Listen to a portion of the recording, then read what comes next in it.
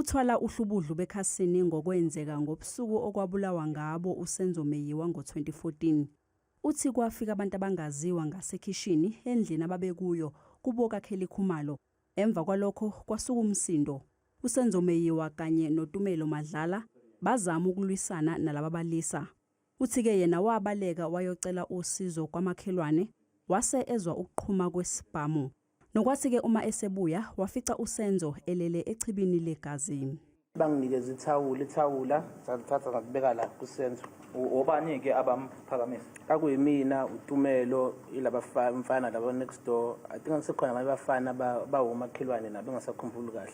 Uthi bekuhleze kumkhathaza ukuthi kungani njalo uma kufuneka umuntu ozosho ukuthi obani ababulali kuleli cala, amaphoyisa ayehleze ekhuluma naye. Bese-ke eyazibuza ukuthi baphi abanye abantu ababesendlini ngosuku lwesigameko okungukheli khumalo, udadewabo uZandi kanye noTumelo Madlala. Uthi kunabantu ababemhlasela bemshaya bemphoqa ukuba alivumele leli cala. Angibuza ngathi ngisakhuluma naye kanjalo avela athi umbulaleleni uSenzo. Ngathi mangisabuza ukuthi angizwa nami ngisa-confused bese ngishayile. Ngishaya ngempama. Leli cala lihlehliselwe kusasa.